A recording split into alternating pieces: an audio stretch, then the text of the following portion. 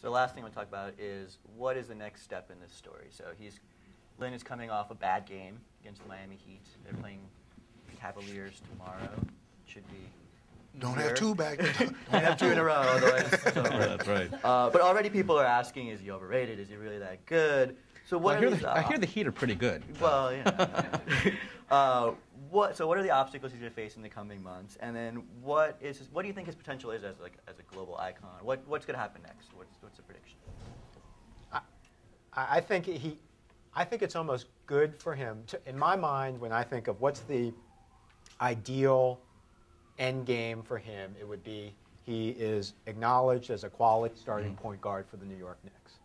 And and that means he'll have good games and he'll have bad games, and he'll help them win.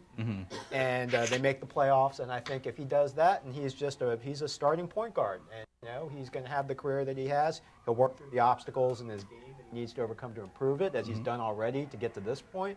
I think that's a success. I don't think the hype can continue because that's counterproductive to that goal. And that to me would be the happy. So far in his starts, he's averaged 22 points and 9 assists. So obviously that can continue. But let's say he averaged like 15 points and 8 assists, and is on a good team and leads into playoffs. Does that make him a global icon? Or I don't think I think it'll happen. It's there. He just has to sustain it. Right. I don't think that's up to him. But he just has to continue to play at a quality level to be in the lineup. Right. I think there are almost two levels to address it, because the global icon thing. To me, he's already a global icon, to be honest. I mean, we've seen what Yao Ming's fans do at All-Star balloting, right? Like, Yao Ming was on that team by a bazillion votes every year. That's numbers, right? So Jeremy is going to be that guy for as long as he's in the league. He will be in the All-Star team if it's by voting every year from now on. That's just, I mean, you can play this tape back to yourself in 5 years and you'll see. That's what will happen. 20-time All-Star. Yeah, well, if it's voting based, he has the numbers, and that's the global icon thing. If he goes to the playoff with the Knicks, if he wins a championship, I mean, let's not say, I don't think it's realistic, but then that's it's almost a whole different species of success, because then he's, Bill knows. I mean, you'll be the king of New York City. If you are the guy who's credited with leading the Knicks to the championship, there is nothing like being in New York when the Knicks are good. There's not a calculator with enough digits to calculate. There isn't. That's right. There isn't. I mean, the Garden is in New York City. The Giants and Jets are in New Jersey. The Yankees are in the Bronx. And he's a good guy. I mean, it blows the mind what is still possible if he gets to these insane But he does heights. not want to be Sharapova. Exactly right. You know what I mean? I mean, you could do that. You could be Sharapova and just float on. Do every commercial. Yeah, do the commercial. But you're not winning. And I think in our business, the wonderful thing about we've got scoreboards and standings, right? Who wins, who loses, who finishes in first. LeBron's finding it too. People are getting tired of this stuff. They're getting tired of it. They say, well, come on, man, this is about winning. You can still be, like you said, the global icon is over here. That has to do with myth and fantasy and bullshit. And projection.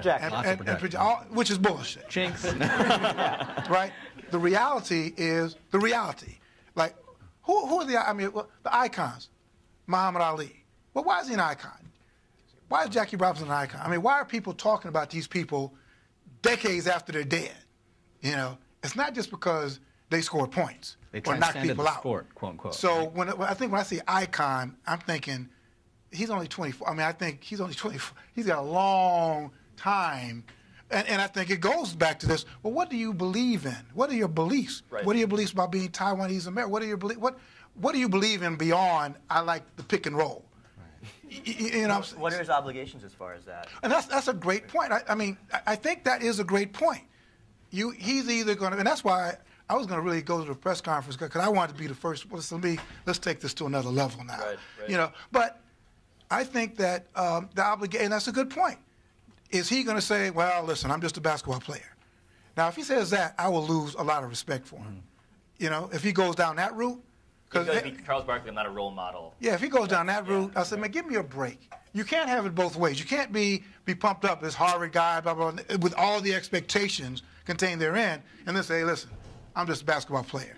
I said, no, you are not just a basketball player. That was your criticism against Michael Jordan, correct? Oh, absolutely, yeah. I guess Yeah, anybody who does not take a stand. You got to take you have to take a stand. You don't have to, but to Rhoden's criteria, who are you?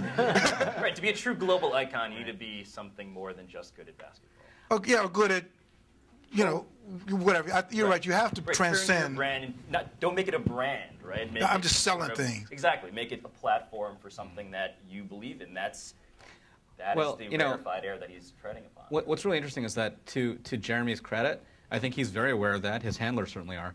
But I actually think that the place where he's most likely to want to embrace a belief is belief. I think that he's going to acknowledge and be very conscious of and welcoming to his Asian American identity, but in every other aspect of his public persona, he talks about his faith. And that is clearly, if not the most, it is the most important thing to him personally, but I think even publicly. He's not Tim Tebow. He's not kneeling on the court, but he is somebody who, if you go to his Twitter page, the first thing you see, is his, on his sleeve, his faith. And I think that even if all the other stories, for whatever reason, kind of fade out, even if he doesn't ultimately end up being, the sort of perennial MVP or all-star or even, even in the argument around what he's going to most likely turn out to be, I think that in the sort of conversation of sports fans and sports writers that I was in, it's like, Tony Parker. He could be Tony Parker, right? He's not, or Steve, he could be Steve Nash. He was really, really fortunate, worked really hard. But the reality is he'll probably be a good, maybe even very good point guard, who scores well and gets a decent number of assists. And if he has the right role players around him, the right players in general around him, he could win some games. But that's not really the main reason why we're all talking about him. It's not just about the game. But I will say, in terms of the basketball intrigue, like, I don't know where Jeremy's going to be statistically, right? Like, I don't know if he's going to be Steve Nash light, if he's going to get like 15.7 assists, if that's going to be his average, if he'll actually be deserving of an all-star spot in terms of the meritocratic sense. But the thing with him is that what he's accomplished in that Lakers game, or even any of these games, winning that game against the Raptors, every game that he plays in has the possibility that something insane like that will happen, right? Like that's Linsane. That's the floor. Like even if you don't know where his ceiling is as a player, his floor just got a lot higher. Right. Like at worst, he's the guy who could theoretically score 38 points on a good team, and that in and of itself means he's going to be in that ESPN crawl for a long time. And maybe it even inspires a lot of kids who. And forget just Asian American kids who have a chance to, they say, well, maybe I will look at an Ivy League school, Yeah. I mean, as opposed, because I think the idea is that you can get to the NBA from kind of anywhere, and not that Harvard's anywhere. I mean, that's another conversation. Like we had the Fitzpatrick. Right. I just don't think that Harvard it's and really underdog go hearing together. Harvard talk about as an underdog all the time now. But you say, well, that's. I'm sure somebody will ask the question that we could give another answer to. So the last thing, we'll just go down the line quick, and then we'll open up for a Q&A. So at this time next year, Jeremy Lin will be blank. I'd like to think Jeremy Lin will be winning. I think that he will find a way to be, and if not in the game, then certainly in life. I think that he's a guy who has a good head on his shoulders, and I think he's not going to go down that route. Even if he doesn't maintain this level, he's not going to go down a bad path. I think that he's going to be the guy who we'll all be happy we wrote about a year from now. Oh, boy. The first, I think he'll be fine. I think he will. He has a good head on his shoulders, and whatever happens, he will be fine. I think he will be tired. I think that this level of mania can only be sustained by human beings for a certain amount of time, and it is, we talk about sports examples of people who reach this. I think of music examples, right? The Beatles, Elvis, and when you read about these people, they talk about how you can go crazy. You are in a prison of fame. Right. Right. And so I think it will be interesting with how he deals with that, but I think he'll be fine. I'm going to go two answers. I say one, he's going to be rich. Very, very, very, very rich. And two, I think he's going to be working really, really, really hard. Like the thing about Jeremy that I know is that, like this Heat game, I was talking to some friends of his, And they already said that Jeremy is like, you know, he's at another level in terms of focus. Like, in a way, that game was a wake-up call to him, because even him, like, the bubble gets punctured a little bit. Like, oh my God, wait a minute. So I can actually get destroyed by a team, right? Like, you can trot out the best players in the game, and they actually will beat me. And I think he is so self-aware in terms of what he needs to do and how much pressure there is, that his personality, my prediction is, won't be the type that breaks apart, but just becomes this manic worker. Maybe not a manic Kobe Bryant-esque worker where he's, you know, tunnel vision all the time, but I think it'll something be close to that. And he was already the hardest worker on every team he's been on. Right. And I think that's probably true with the Knicks right now. Yeah, you stole my thing. He'll be wealthy. And I think he'll be sober. I mean, I think he'll really, you know, be wealthy, he'll be sober, and I think he'll be very proud. I think he'll be very proud of what he's accomplished, which is, I think, phenomenal. So, let's open it for questions. And quick, super important announcement: we have basketball cake pops. So just grab one on the way out. No, that's the thing. I'm trying to get this. Who's got it? Jeannie?